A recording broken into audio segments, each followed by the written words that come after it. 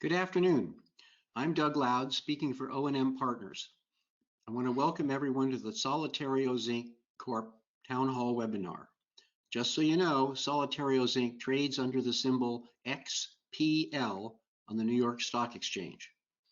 Now, for those who are new to these broadcasts, O&M acts as a link between the investing public and public companies. 6 years ago, in 2014, O&M recognized the sea change that was taking place in the non-deal investment marketing world. Suddenly, information was available to a whole new generation of investors who couldn't be found in the key financial centers. Investors were receiving information at home that used to be geared and available only to professional investors. So O&M developed a digital roadmap that enables them to keep pace with the tremendous changes in investor demographics and how those investors receive information. Now, after the presentation, there's going to be a Q&A session. The questions in the Q&A session are for everyone.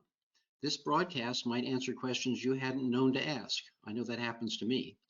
Questions can easily be asked by going to the question portal of the GoToWebinar screen or by emailing us. For any questions that remain unanswered, we'll follow up in a timely manner after the call. Today, our introductory speaker, live actually from London, is going to be Christopher Eccleston. Christopher is a principal and mining strategist at the Hallgarton & Company and is based in London. Prior to the founding of Hallgarton in 2003, he was the head of research at an economic think tank in New Jersey, which he had joined in 2001. Before moving to the United States, Christopher was the founder and head of research at the esteemed Argentine equity research firm Buenos Aires Trust Company from 1991 to 2001. Prior to his arrival in Argentina, he had worked in London beginning in 1985 as a corporate finance and equities analyst and as a freelance consultant on the restructuring of the securities industry. Earlier, he had also worked for the federal state governments in Australia. He's a native of Melbourne, Australia, and he graduated in 1981 from the Royal Melbourne Institute of Technology. Now here's Christopher Eccleston. Good day. I'm here to speak about zinc, not everyone's favorite metal. Somewhat of an orphan Annie of the base metal space, but I think it's one of the most attractive metals around, and it's one of the ones that's been undervalued for the longest. And in some ways, the undervaluation, brutal as it has been, because it's squeezed out a lot of zinc wannabes out there over the years, has actually set the stage for zinc's recovery, because the last time that zinc really had a run was back in 2007, 2006, during the much vaunted commodity super cycle. Well, in my case, I would say it was the second commodity super cycle, but it created a lot of furor in the first decade of the century, and it drove the price of zinc to over $2 a pound, a level which it has not seen since that time. Of course, in 2008, there was the wrenching effect of the global financial crisis, which sent all the base metals and even the precious metals much lower, while the precious metals rebounded, and copper had a brief day in the sun again after that crash. Most of the base metals have never been back to where they were in the pre-2008 period. And even now, with a rally in the second half of this year in most base metals, we have not seen them even vaguely near the levels that they were pre-2008. Many people are sort of rubbing their lucky rabbit's foot and hoping that they will test those levels again. In some cases, like nickel, those levels were crazy back in 2007, and it's unlikely that we'll see those. But for other metals like copper and zinc, it's not a difficult situation to see how long-term underinvestment, really since that price spike and collapse, has set the stage for an undersupplied market in zinc. Now, the prime use of zinc, it has many uses, but the prime use is in galvanization. So a lot of its usages are linked to the electrical goods, like refrigerators, washing machines, white goods essentially, but also with autos, construction, all the types of uses of steel where you galvanize the steel or galvanize iron to protect the iron from rust and other elements. And so that's been the big usage. So it's linked to really sort of activities that are very linked directly to GDP. GDP goes up, people buy more white goods. GDP goes up, people buy more autos. Construction goes up. So but what we haven't seen is, you know, zinc mines have been tended to be big, though they can be small, and it's been a real struggle with the prices being as low as they were, sometimes down to as low as 60 cents a pound since the high of $2 a pound back in 2007, with 60 cents a pound, 70 cents, zinc was just not profitable. Zinc has another interesting dynamic, which it is either a byproduct of silver mining, or silver is a byproduct of zinc mining. So that means that the water is somewhat muddied in many cases with zinc, because it means that you know, the silver price can be good or high, and people will produce more from their mines, but they will also produce more zinc, even if there's not a great demand for zinc at that time. And really, you know, while we've had a weakish silver price until the last year, you know, silver really kept a lot of silver, zinc, lead mines going during the downtime, because lead was a metal that was even worse off than zinc in terms of demand, and still has a pretty poor outlook in my view. So these three metals, lead, zinc, and silver, all linked together in many cases in the mines.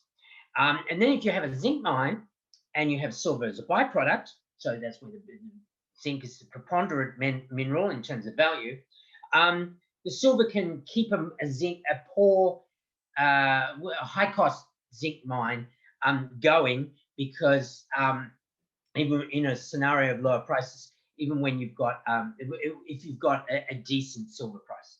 And really, we've only had a confluence in the second half of 2020 where silver's been good. You know, most silver bugs would look for $50 an ounce like they had earlier in the decade. But, you know, the levels that silver's been in recent times are good. And so we've also got zinc starting to fire up as well. So zinc spent a lot of time moving up glacially towards the $1 pound mark. And then it got through it this year.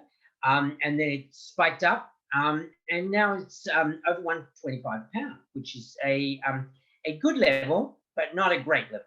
We'd far prefer to see zinc above 160. Above 160, people are really going to start to think about bringing on new mines and doing exploration. At 126, what we see is that people will reopen a mine that may have been shut. They will increase production at a mine that's existing, which may have been sort of like running, you know, at a low level of production, but they will ramp it up if they can. And interestingly, what we'll also see is tailings reprocessing. So if you look at the list of projects that are coming up, particularly in Australia in recent times, you'll see that many of them, if not most of them, in terms of volumes, are actually tailings reprocessing. And you think, why should that be particularly viable? And it is because when the zinc was 60 cents, as it was for over a decade, the mines were high graded. And when those mines shut during the last 5 years, it was not viable to go back and reprocess the tailings. But when the mines were high graded during the low price period, a lot of zinc was heading into the tailings because it wasn't viable to get out the lower grade zinc.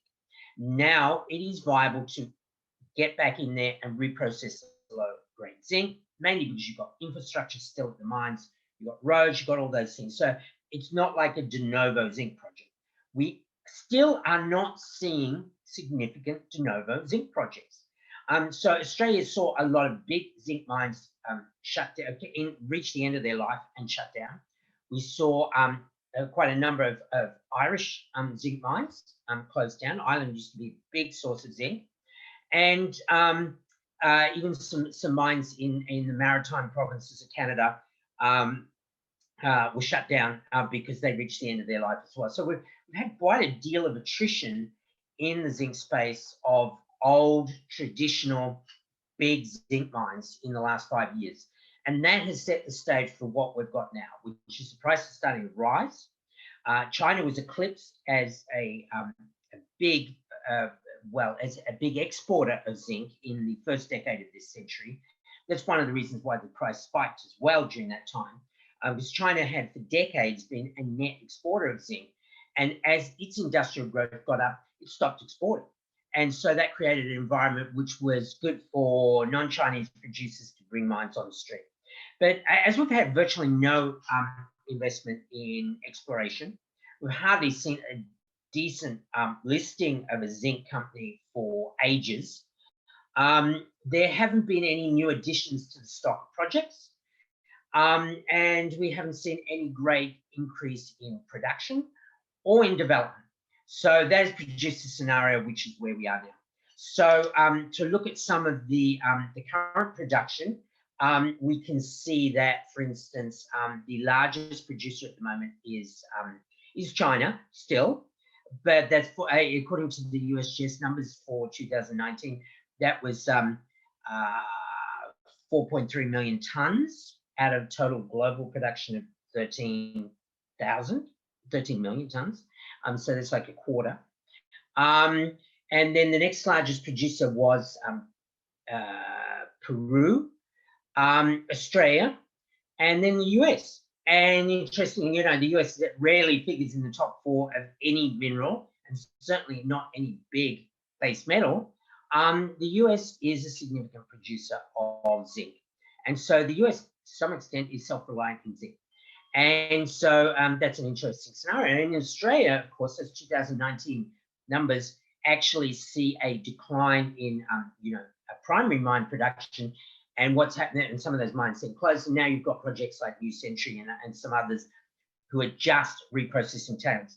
But reprocessing tailings is very dependent upon the price of zinc. It has to be over $1 a pound to even be viable, and really over 120. And we're there at the moment. If the price of zinc pull back a bit, those tailings reprocessing operations would not really be profitable. And so it's possible that they would shut down. Some other factors that we can think about here is the global demand. Now, and that is a difficult situation at the moment. You know, despite the fact that base metals soared in the second half of this year, and we're seeing, strong moves in many metals during 2020, that comes in a scenario of great economic questioning of where we go next. Because we have a weak global economy, dare I say it, a devastated global economy. It's really a type of economy that we haven't seen since first oil shock in the 70s, or even worse, the 1930s, where there was total vaporization of demand and mass shrinkage in the global market, global economy. And here we stand at the end of 2020, wondering, prices of the metals have gone up. We're not too sure why. Maybe a supply situation. Doesn't really look like a demand situation. So if the demand remains weak in 2020, are all metals going to maintain these pretty good prices that they've achieved in the last part of 2020? And I can't say that the outlook looks great. I'm not not too many people are talking about V-shaped rebounds. You get a bit of a rebound with vaccines or whatever, and the economy's starting. Some of the damage that's been done out there to economies has been, dare I say, permanent and brutal. And so we're still not sure where that's going to go. So, but zinc has an advantage in that the underinvestment for so long means that there's a situation where we're not going to be getting masses of extra supply coming on.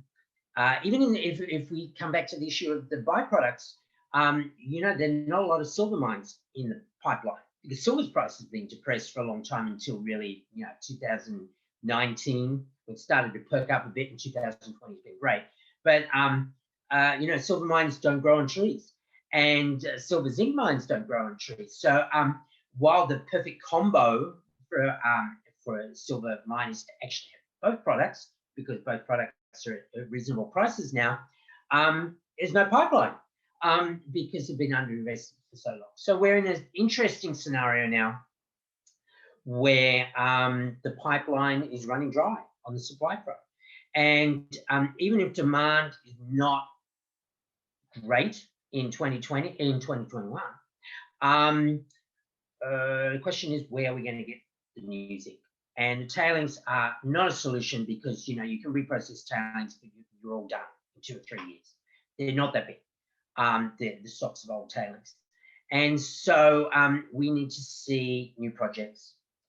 Where the new project's going to be, there are some projects in Ireland, but they're all rather formative. It's a great province for zinc, but not many of them are advanced. We don't have many in Australia. You know, we wouldn't be doing all this tailings reprocessing in Australia if we had a lot of projects coming down the track. South America is one of the best outlooks for zinc, with you know, countries like Peru being classic zinc territory, and hopefully we'll be seeing some good additions to supply there. But at the same time, you know, are the markets and markets just sort of starting to wake up to even metals like copper and zinc with their recovery, and people have been throwing money at them up until now because these new projects need tens of millions, if not hundreds of millions, to get them going. And while the market in 2020 has been good for gold companies and investors have been throwing money at gold projects, they haven't been throwing into the base metals projects. And this recovery has really only happened in the last quarter of this year. So remains to be seen if the markets come to the party and start to provide higher stock prices in the base metal stocks so that they can do financings via rights issues and other placings. But also, you know, that may not be enough. We need people to finance projects, and the project finance pipeline is also dependent upon the number of feasibility studies that these companies have done. And with no money around, and with really sort of lousy prices for a long time, many base metals companies don't have oven ready or oven fresh feasibility studies because they didn't have the money to spend on them. And what was the point? So now I expect that in 2021, we're going to be starting to see more PEAs, more feasibility studies, more redos of old PEAs and old feasibility studies to try and get some of these projects that have been sitting in the hopper for so long up to date and ready to be financed. So that's the outlook. I'm bullish on zinc, but then again, I always am.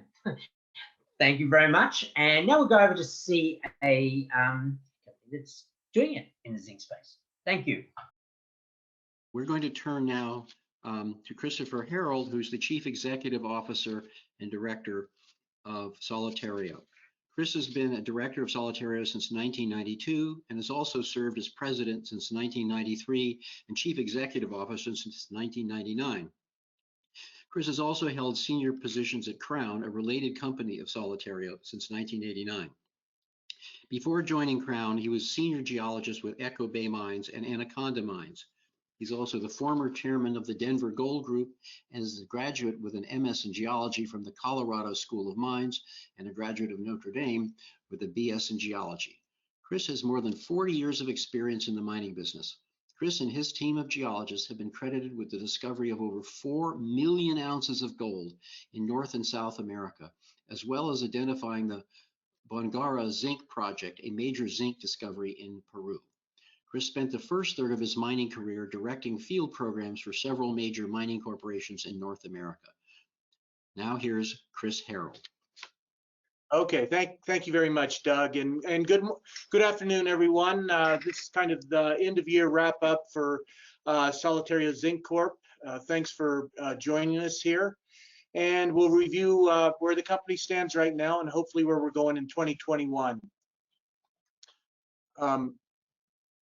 Right now, Solitario, in broad view, we have two major joint venture interests in high-grade zinc development projects.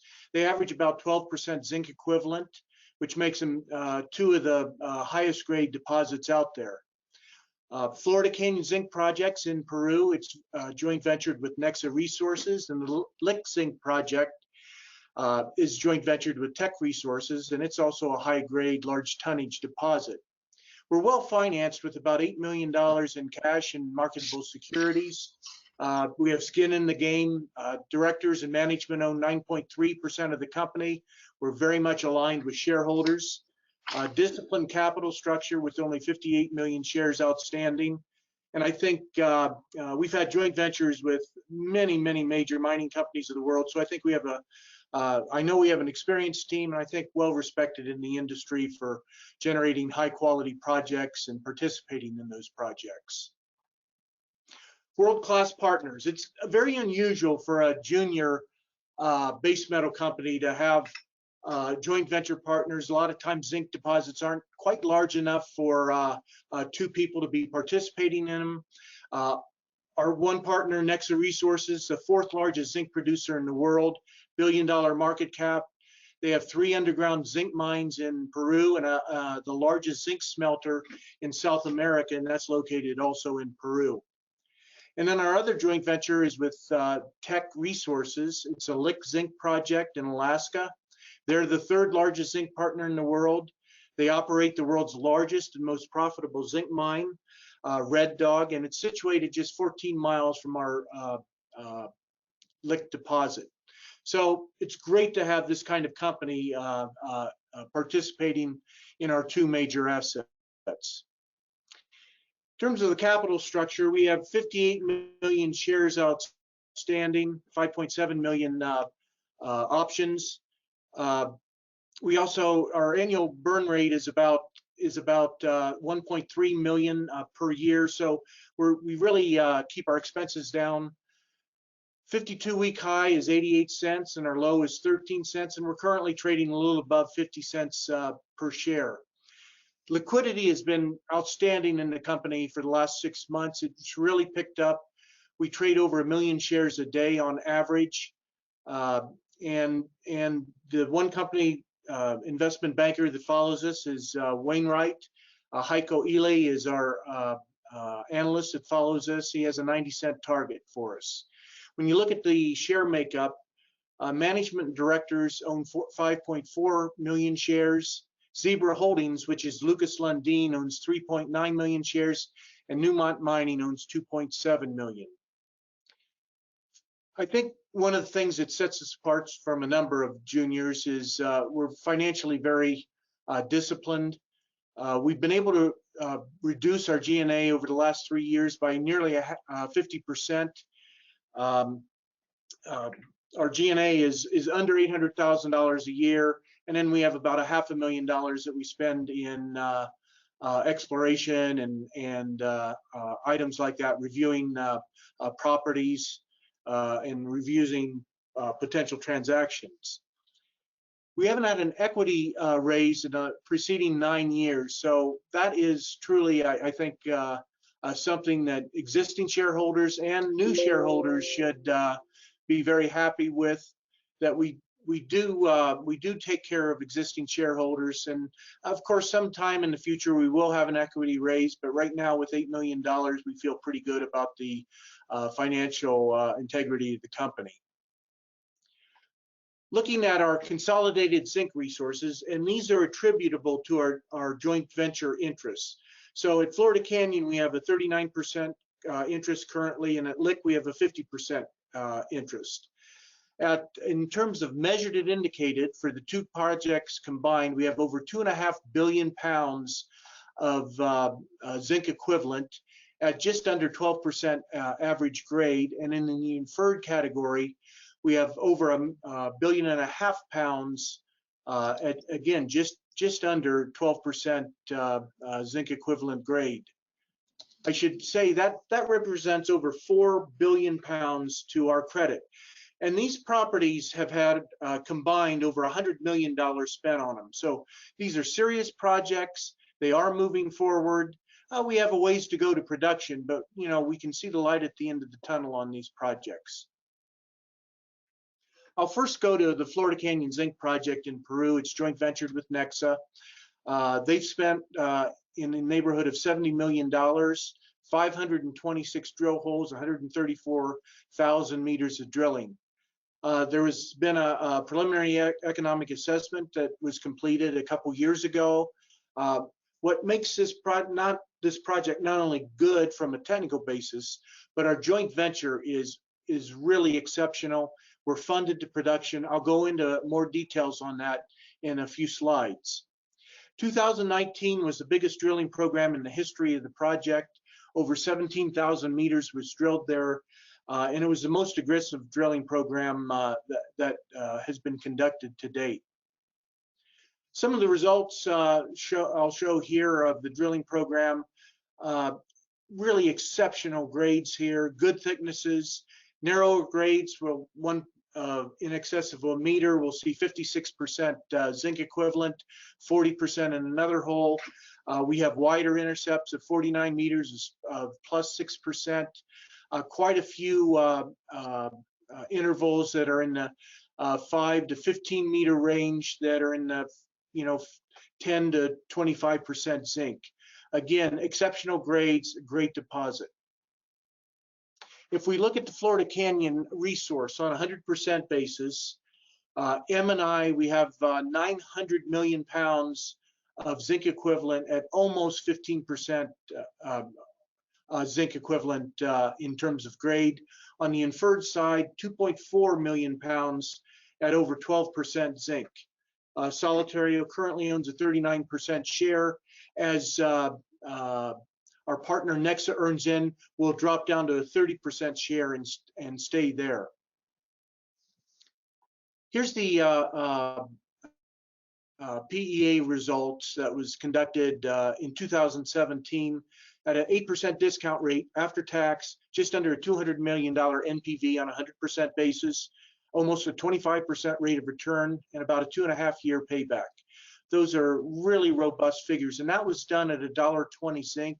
We're currently enjoying about $1.26 price for zinc right now. Initial capital was fairly low at $214 million, and sustaining capital 83 million, 12.5-year mine life at 2,500 tons a day.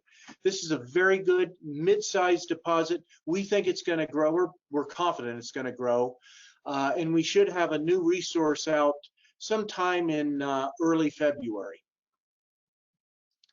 So I want to talk now a little bit in more detail about funded to production, the nature of our joint venture with Nexa. All future costs, drilling, PEAs, pre-feasibility, feasibility, metallurgical studies, community relations, they're all 100% funded by Nexa, and will never pay back Nexa any of these costs up through the completion of a feasibility study. Now, after feasibility, Nexa has agreed to fund Solitario's 30% interest through a loan to Solitario. The loan will bear an interest rate at Nexa's cost of funds, which is currently a little over 5%. So this is a great funding opportunity, no equity dilution, and the risk for Solitario on this is really low in terms of execution. Now, Solitario will pay back that loan that Nexa provides us through 50% of the net cash flow due us from our 30% participating interest. So this allows for significant cash flow to be achieved very early. We like to talk about, a lot of people have looked at this joint venture and they say, it's kind of very close to a royalty.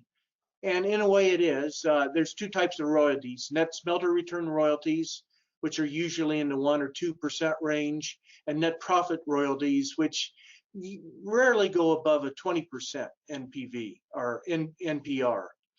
But most net profit royalties mandate that the manager or lender, Nexa in this case, in our case, receives 100% of project revenues until its initial capital is repaid, and only then does the NPR holder receive income. That's not the case in ours. We achieve cash flow starting the same time Nexa does. We do 50% of our free cash flow goes to Nexa for loan repayment, 50% comes to us of the 30%. And generally, net profit interest royalties do not have access to operational or accounting decisions. It's not the case with us. We're a voting member of the management committee. We will be able to vote our 30% shares. Naturally, with Nexa owning 70%, they control the decisions in terms of operating going forward. We're very comfortable with that. And one of the other unique ownership structures through our joint venture is that our 30% interest will be owned through a joint stock company. We'll own 30%, Nexa 70%. However, by Peruvian law, all cash distributions are made proportionally to the shareholders. So in order for Nexa to extract any capital out of the project, it's through a dividend. They'll receive 70% of the dividends that are gained, and Solitario 30%. So no games can be played by the majority owner in terms of project costs or returning capital. So it's really a great structure for us, and it's one that I think will provide a lot of cash to us in the future. Now, Florida Canyon upside that we see right at this point in time, there's a new resource estimate in process. We had hoped to announce this before the end of the year. COVID slowed everything down. So we now see this resource probably being announced sometime in the early part of February.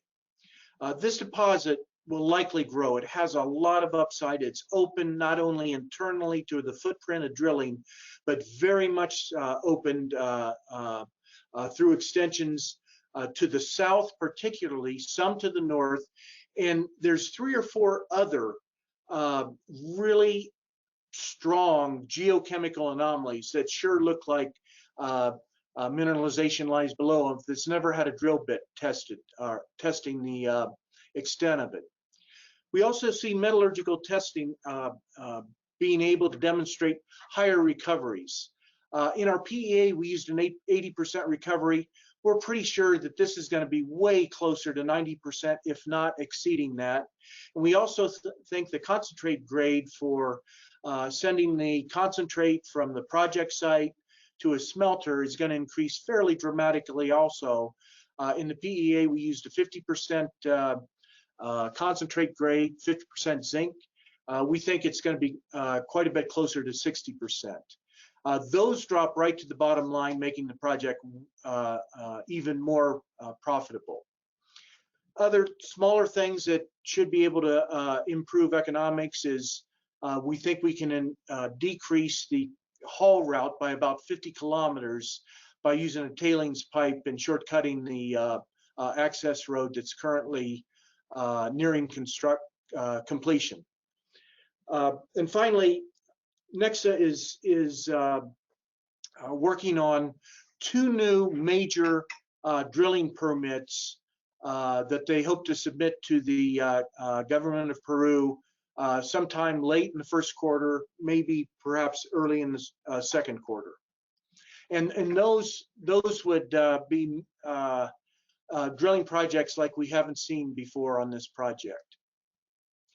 I'll turn now to the Lint Zinc Project. It's in Alaska. The Lint Project sits 14 miles from the Red Dog Mine. The Red Dog Mine is the most prolific zinc producer in the world in terms of mining. It's also the lowest cost zinc producer. Now, this is in a 50-50 joint venture with Teck. We do contribute to the expenses to advance this project. Right now, it's large tonnage, high grade, open pitable, with significant underground expansion. And I also think we have some exciting new targets that we'll talk about in a few slides here. It has good metallurgy. The region's highly supportive of mining activity. And right now we're in discussions with Teck on a 2021 program that I'll share with you. If you look at the Lint Project, it is one of the largest, if not the largest, undeveloped open pit zinc deposit in the world. In the indicated category, it has over 4.5 billion pounds of zinc equivalent at a grade in excess of 11%, and in inferred category, about 1.37 billion, billion pounds, I should say, of 11.6% zinc equivalent. We own 50% of these pretty robust and large numbers. This is a view of the Lint deposit. The geologist here is standing on the western end of it. Most of the deposit sits out here in this slope. It's 14 miles to the Red Dog mine and infrastructure. Red Dog's been operating for 30 years. It's a fairly easy access road to access the Red Dog infrastructure. And so we see this as being a satellite deposit to the Red Dog. Now, we acquired a company called Zazu Metals back in 2017. They own 50% of this deposit.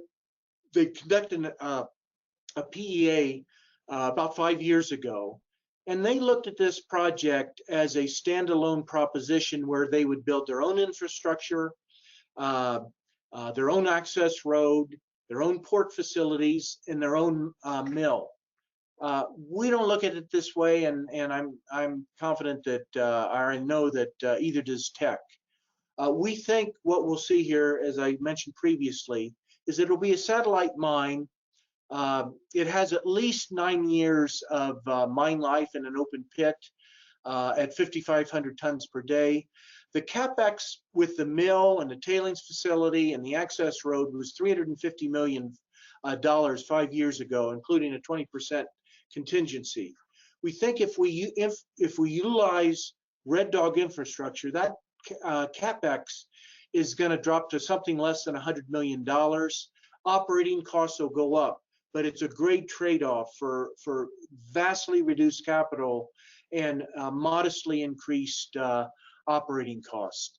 At $1.20 zinc, after-tax IRR with an 8% discount rate, just under a $300 million NPV there, just under a 3-year payback, and a 25% IRR. Some of the drilling that's been historical drilling from Lick I've shown here. It's very similar in terms of thicknesses and grades to the Florida Canyon, only that this is open pitable rather than underground, which is what Florida Canyon will be. And looking at the 2021 exploration program, and I do have to say this program is COVID dependent. We had planned to do much of this program in 2020, but it got delayed because of concerns with COVID.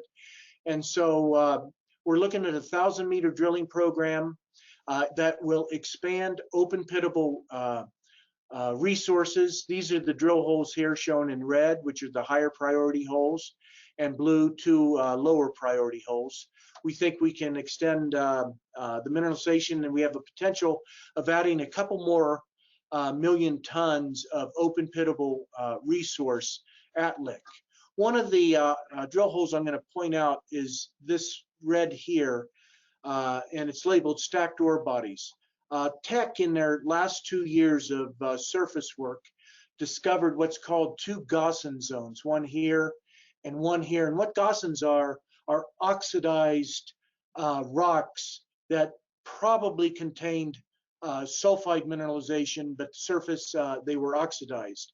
We're going to be looking at the potential for stacked ore horizons underneath Lick here. That's very common in the Red Dog district. We're also going to be doing geophysics and geochemistry to the north in this area over here. The next slide will point to that. 500 soil samples and 8 line kilometers of IP. And here's the Lick deposit sitting down here like this with all the drilling on it.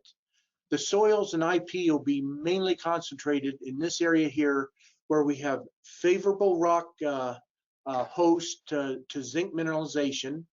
We also have a very strong gravity anomaly that sits in this area here.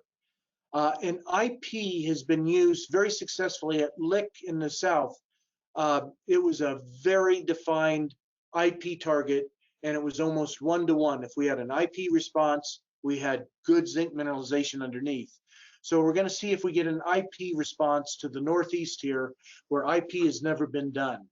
So these, if we do find either stacked mineralization below Lick or a whole new zone to the northeast here, these will be game changers for the Lick property. And I know that Tech's very excited about the possibilities of both of these targets. Okay, joint venture considerations. Tech, the third largest zinc producer in the world, and operating a mine 14 miles away, which is a core asset of Tech. $1 billion in revenues a year on average over the last several years at Red Dog. And one of the things, peculiarities of the Red Dog ownership is Tech. Tech currently owns 100% of Red Dog, but it is subject right now to a 35% net profits interest to the Nana Native Corporation.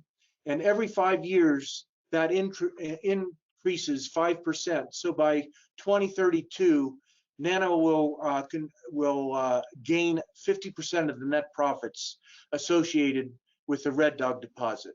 And that makes Lick is not subject to the Nana royalty, and that makes Lick become more and more important to Tech. Our relationship with Tech is excellent. They have a great team that's doing the work there, very experienced in the Red Dog district, and it's been a big benefit. We asked Tech to start operating on that project 3 years ago, and every year, I can tell you, Tech has become more engaged and enthusiastic about the potential of Lick. And Tech does want to become majority owner at some point, and the official manager of the joint venture. Right now, we're still the official joint venture manager, although every year for the last 3, we have asked Tech to become the manager on an annual basis for the next year. We'll do the same this year. Okay, upside at Lick, we see, as I mentioned before, we see good potential for the Lick deposit to grow by several million tons, and that's the open pittable part. We see significant additional upside on the deeper portions of Lick, where if we do more drilling, it's deeper drilling, but it'll be underground mining methods. So there's really not much reason to go after the deeper portions right now when we have at least 9 years of open pit in front of us. And then we have the stacked horizons below Lick and also the North Prospect area that we think could be very interesting to us as we test that in the years to come. Project economics will be significantly enhanced by utilizing Red Dog infrastructure, much lower capital cost, modestly higher operating cost. So in summary, 2 great joint ventures on 2 wonderful projects, really strong operating partners on each of those projects, 4 billion pounds to our inventory right now at Florida Canyon. We see the Florida Canyon project. We're excited about being able to announce a new resource in about 2 months.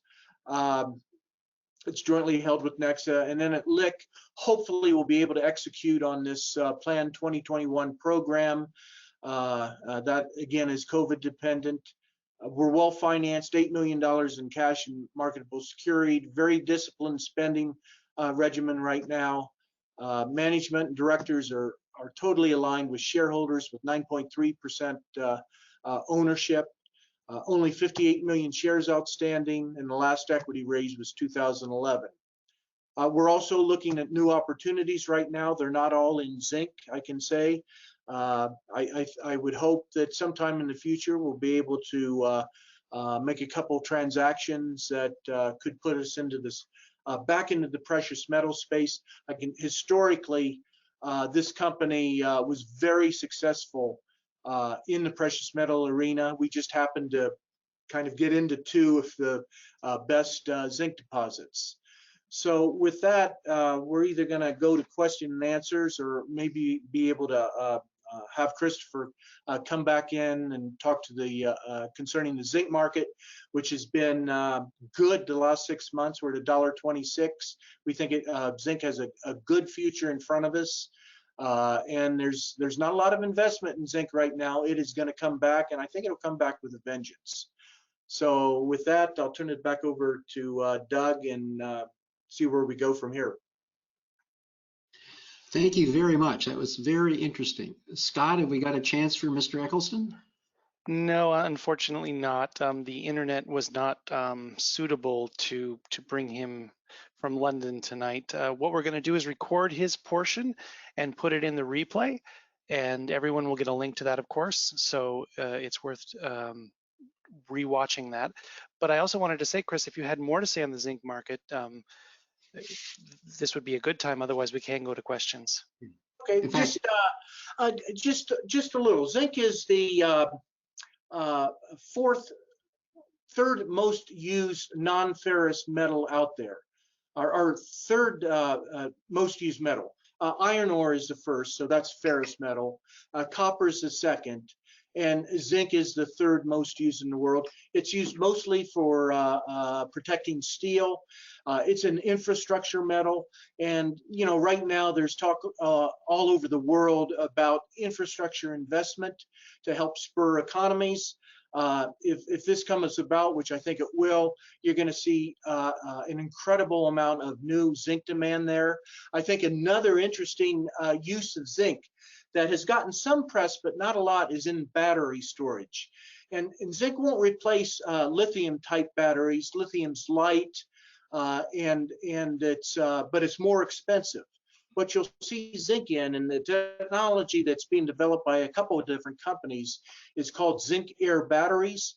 It's for permanent storage. It would be put next to, let's say, wind farms, next to solar installations, where right now you either use that energy or you lose it. If you're able to put zinc air batteries next to it, you can generate it and store it and use it when it's most needed. And if that comes about, that's going to be a big new area of zinc demand in the future. And I think, what I've read is this is a real technology. It needs some commercialization yet. We're seeing smaller zinc air batteries used in smaller applications, but this is very scalable type technology that most people think it'll be able to be used in very large installations. That's so about all. It would compete with the vanadium batteries that they talk about using?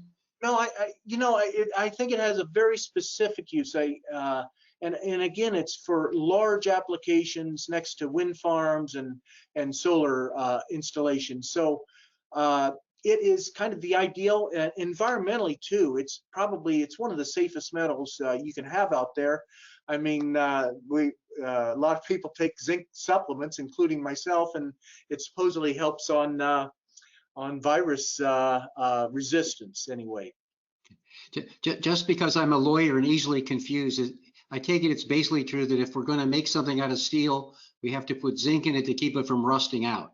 So all these new bridges and roads have to have zinc in them. That's correct. Okay, great. Let's see. Is Marshall Barrow with us today? Yes, he is. Thank you. Great. Hi, Marshall. Hi, Chris. I got a couple of questions, but on that last point, you talk about zinc air batteries. Isn't that what's primarily used in hearing aids these days? Marshall, I don't know. That is something I haven't heard of. I think it is. I'm going to check my my battery. So I use hearing aids. I'm going to check my battery supply. I think there's primarily zinc air is what they use these days. In any Okay. event, thank you for the presentation. It's always good to hear from you and speak with you. I do have a couple of questions. What's the budget for LIC for 2021? That we don't have a final budget yet, but let me just throw out a in the neighborhood number, about $1 million total, and we'd be responsible for 50% of it. All right, so well within your current capacity cash-wise. Absolutely. Yeah, and then what's the situation about year-round at LIC? Can you drill or do studies year-round, or is it pretty well shut down over the winter season? It is pretty well shut down over the winter season. You can mine year round. You set up that way. I mean, Tech does that, but you're better off. You have about a little over a 4-month season there, so you have to be prepared to move in there and get your work done. But it's a seasonal at this point. And my last question is, what's the situation in Peru with COVID? Are they back to full operations, or I assume with social distancing? But what's the situation there? Well, Peru was hit pretty hard by COVID. They didn't have the medical facilities that we enjoy here in the States. So, there were quite a few deaths due to COVID. Right now they're not in a lockdown. All the mines, at least all the medium and major mines, are operating full capacity or near full capacity right now. For the first month, the Peruvian government asked to shut them down, and they quickly realized that wasn't financially a good move for the country, because mining is the biggest tax contributor to the Peruvian tax regime. And so they allowed the mines to go back in with strict protocols, and they've all got pretty used to operating in COVID. So, and then when you look at how the big cities operate, they're pretty well in, I don't want to say complete lockdown, but most people work from their homes these days. Okay, thanks. Thanks very much. Thank you, Marshall. Appreciate the presentation. Thank you. Great. Thank you, Marshall. Wade Black, do you have any questions today? I know, dude. I can't imagine what you're dealing with. I at least. I think Wade might be on a call at the moment. We can maybe circle back. Okay, let's try Victor Zhao. Do you have any questions today?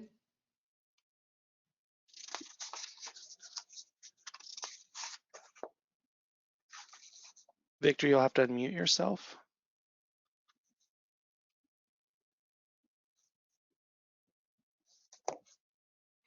There we go.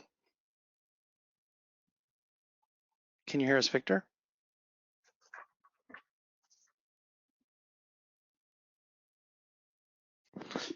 Victor, we can't hear you. Perhaps you could send your question into chat.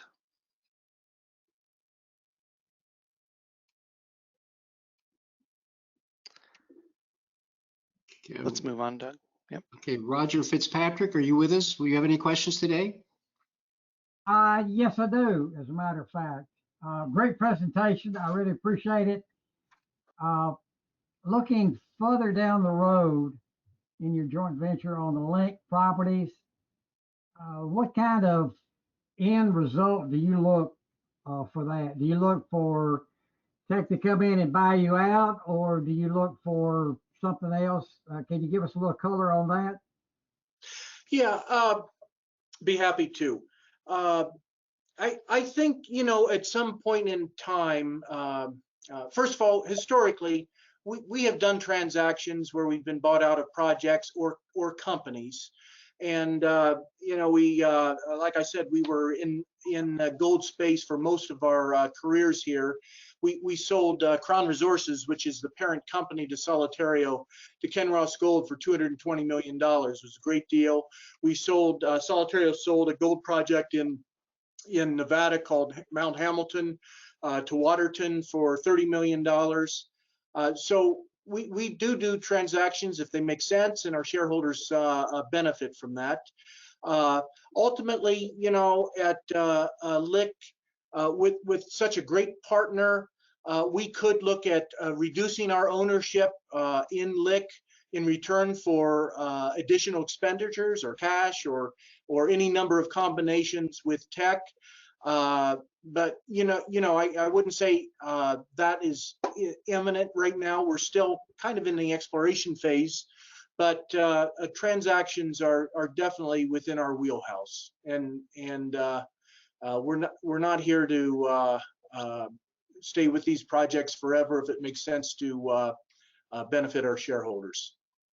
Right. Well, I understand it would be imminent, but I was just kind of curious as to your thoughts on what you thought the future might hold and how you would cut a deal with it. Would it be an all cash deal or a stock and cash, or how you might work that out? I know it's the game. Yeah, can't answer that now, but you know what, if and when we get to that point, it would be, you know, whatever makes the company and via the shareholders the most money. One last question. I know you answered this, and forgive me for not knowing exactly what you said, but what is your cash position, your burn rate, and how long will that last, and when you're going to have to raise some more money?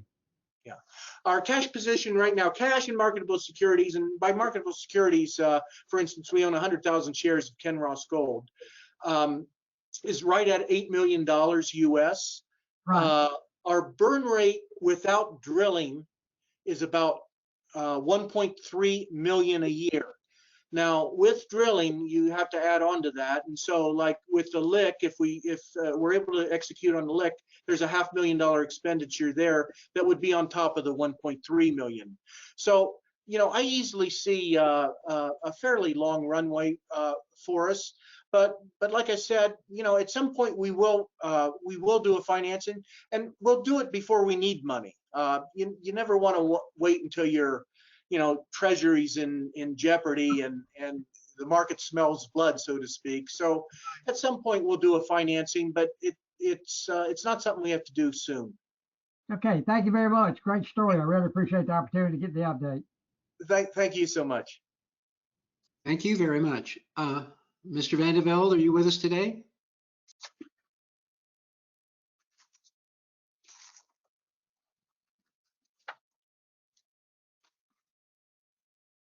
Yeah.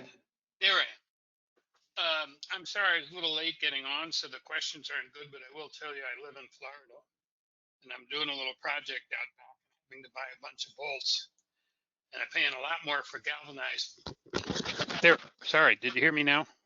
Yeah. I'm just saying I'm in Florida, and I'm doing a project where I'm using a number of bolts out back, and I got to buy galvanized bolts down here.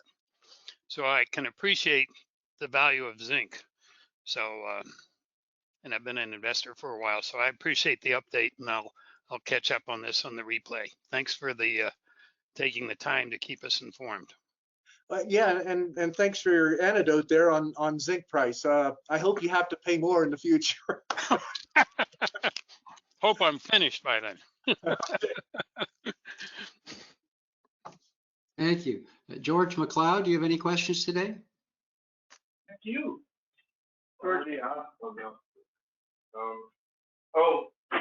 Yes, just a quick question. How many pure zinc companies are on the market right now? I didn't quite. How many zinc companies? How many pure zinc companies Are out on the market? I guess it's a segue for the greater question of how well positioned is Solitario to capitalize on an uptick in the zinc market, and I guess relating back to how, say, silver stocks reacted in early 2020. Right. Okay. The zinc space, first of all, in terms of major producers, there's probably about no more than 10 major producers in the world, and we have 2 of the 4 largest as joint venture partners.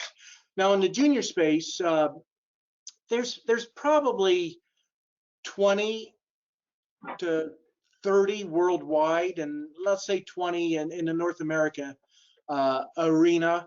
And those projects, this slide I have up right now shows you a number of these zinc plays. This is a little bit out of date, the slide itself, but not terribly, about 2 years out of date. You can see Florida Canyon and Lick are 2 of the 3 highest grade, and the highest grade's Prairie Creek. That's up in the Northwest Territories of Canada. Pretty tough infrastructure to operate in, but it's a good grade there. And so the average like zinc mine right now in the world that's operating, the grade is around 5%. So our 2 deposits are twice that grade.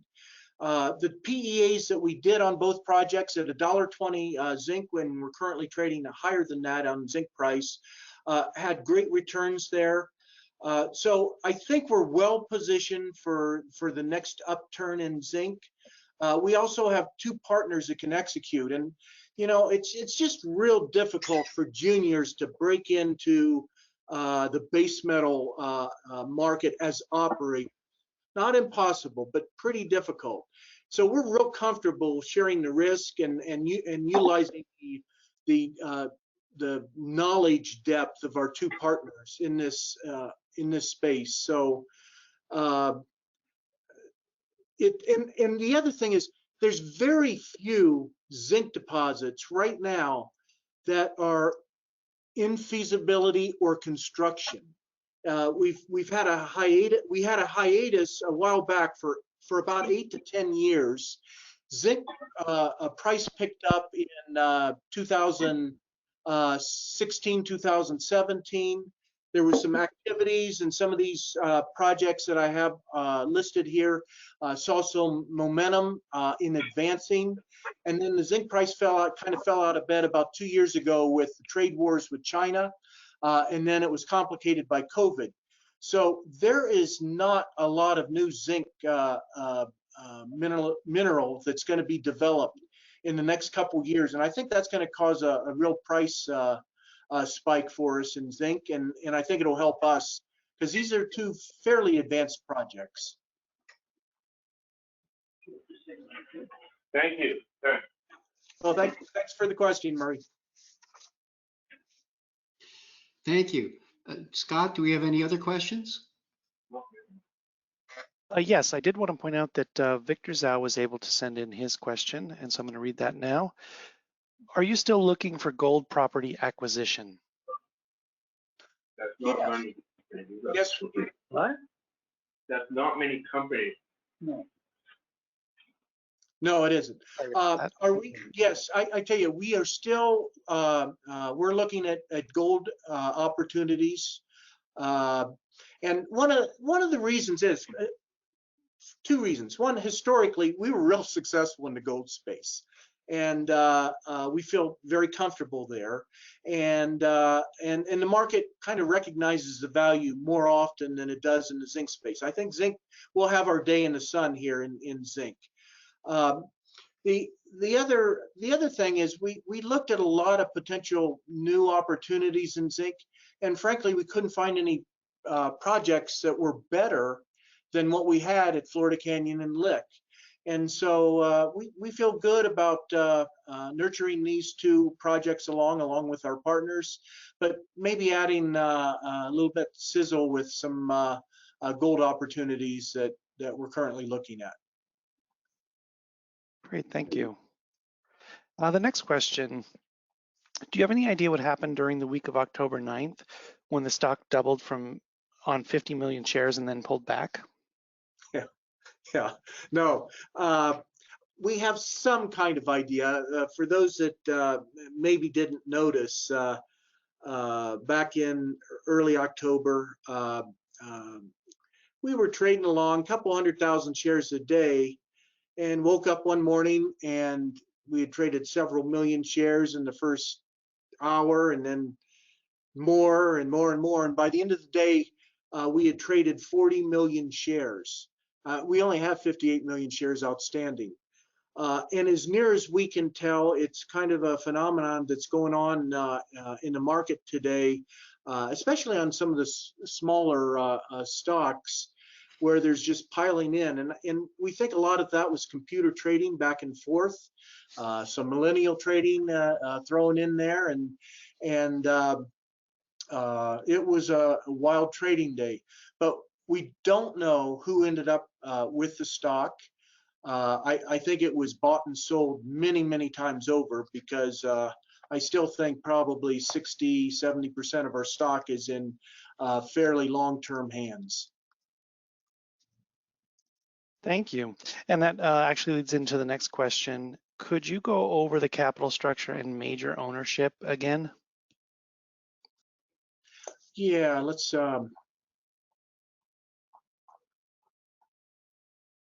yeah, 58 million shares outstanding, 5.7 million options. And in terms of ownership, management, and directors, 5.4 million shares.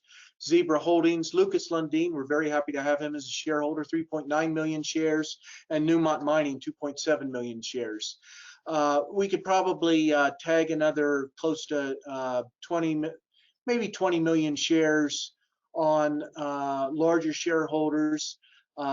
Institutional share ownership, we're still working on that. We think there was a lot of room for institutions to own this stock, and a lot of reasons for them to do that. But that's capital structure. Great, thank you. How long until the Florida Canyon Project is in production? Oh, good. That's a good question. One I'm asked often. It's probably at least 4 years out. Look, we haven't even started a feasibility study yet. I still think that's a year or two away, and a feasibility take a good solid year, and some permitting on top of that, and then you have a construction period. So probably a 5-year time frame. Now, I don't want to say, a lot of people think, well, if you're not in production, then there's not a good reason to own the stock, and I really couldn't disagree more. What is going to continue to, I think, help our share price and drive it forward is additional work, is particularly drilling there. I think we have a chance of doubling this resource. It's already large, but I think there's a lot more opportunity to make this larger. And I think seeing our partners commit to these projects like they're doing right now, I think that's what the market wants to see. I think we'll be rewarded also for that. So I see this as a kind of a progression in terms of the market recognizing value. Right now, we're heavily discounted for the assets that we hold and for the financial strength that we have with our cash. But I think that'll be released as we move forward. Thank you. And the final question from the audience so far is,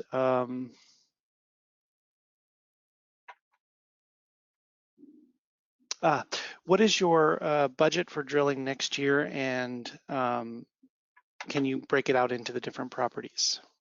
Yeah, well, on the 2 properties we control, which is Florida Canyon and Lick, no money spent at Florida Canyon on our part. Our partner is going to continue to move that forward, but we're carried to production on this. It's a great deal.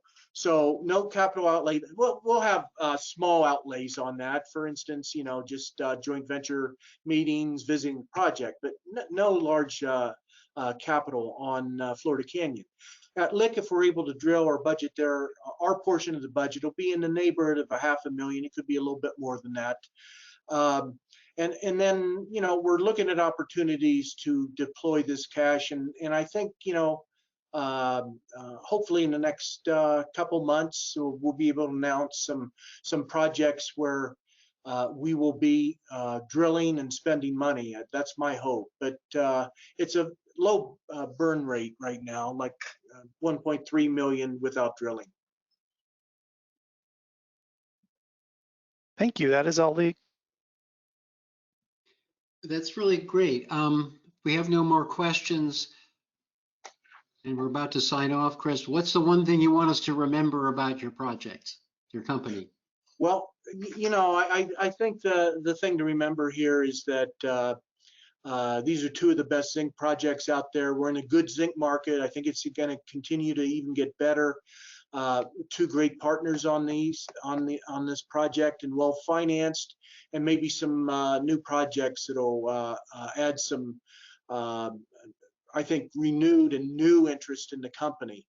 So those are the things I think to keep in mind here. Finally, I guess I'd like to thank everyone for taking the time to listen to our story here. Wish you all happy holidays and Merry Christmas, and hopefully we'll have COVID in the rearview mirror in 3 or 4 or 5 or 6 months, whatever it takes. So again, thank you very much. Thank you. Thanks for coming. Bye. All right. Bye, everyone.